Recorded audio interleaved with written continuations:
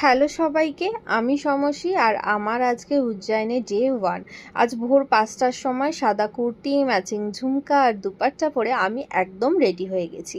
আর আমরা সবাই হোটেল থেকে বেরিয়ে পড়লাম। সত্যি বলতে এত সকালে উঠেও আমরা একটুও কিন্তু ক্লান্ত বোধ করছিলাম না, কারণ মহাকালের শহর উজ্জয়িনী দেখার উত্তেজনা আমাদের সকলের মধ্যে ছিল। হোটেলের ছোট্ট একটা ভিউ দেখিয়ে আমরা গাড়িতে উঠে পড়লাম। আগের ভিডিওতে যার কথা বলেছিলাম সেই সত্যনামজি ছিলেনই আমাদের পুরো ট্যুরের মূল কাণ্ডারি। উনি আমাদের আজকে সব দর্শনের পথপ্রদর্শক।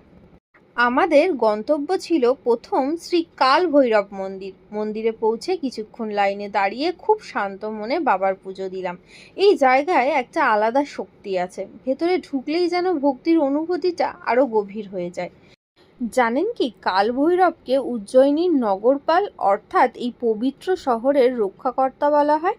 তিনি ভগবান শিবের এক উগ্র অথচ ন্যায়ের প্রতীক রূপ। আর এই মন্দিরে সবচেয়ে আশ্চর্য কথা হলো এখানে ভৈরব বাবাকে প্রসাদ হিসেবে মদ নিবেদন করা হয়, যা সারা ভারতে অত্যন্ত বিখ্যাত। এভাবেই শুরু হলো আমাদের উজ্জয়নের ডে 1। আর পরের ভিডিওতে নিয়ে যাব আরো অসাধারণ সব জায়গায়, তাই অবশ্যই সঙ্গে থেকো। Thank you.